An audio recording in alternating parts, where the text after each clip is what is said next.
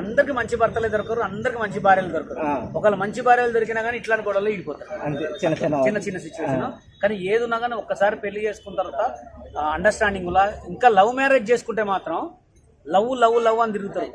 పెళ్లి చేసుకున్న తర్వాత కొంతమంది సగం దూరంలోనే విడాకులు ఇచ్చి పెట్టడం, సగం దూరంలో వెళ్ళిపోవడం. కానీ పెళ్లి చేసుకున్న తర్వాత ఫస్ట్ ఒక భార్యకు కానీ భర్తకు కానీ కావాల్సింది అండర్స్టాండింగ్ లేనప్పుడు తల్లిదండ్రులు ఇబ్బంది పెట్టరు. తల్లిదండ్రులు ఇబ్బంది పెట్టకుండా పెళ్లి చేసుకోకుండా ఏం కాదు.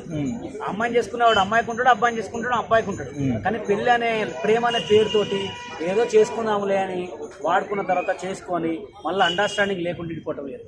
ఇప్పుడు అబ్బాయి ఎక్కడో హాస్టల్లో ఉంటాడు, అమ్మాయి ఎక్కడో హాస్టల్లో ఉంటుంది. ఫోన్లో లవ్ చాలా దగ్గరకు ఉంటుంది. దగ్గరకు వచ్చిన తర్వాత ఇదేమైందంటే బాగా చేదు కొడుతుంది. చేదు కొట్టిన తర్వాత అండర్స్టాండింగ్ అని పోతుంది.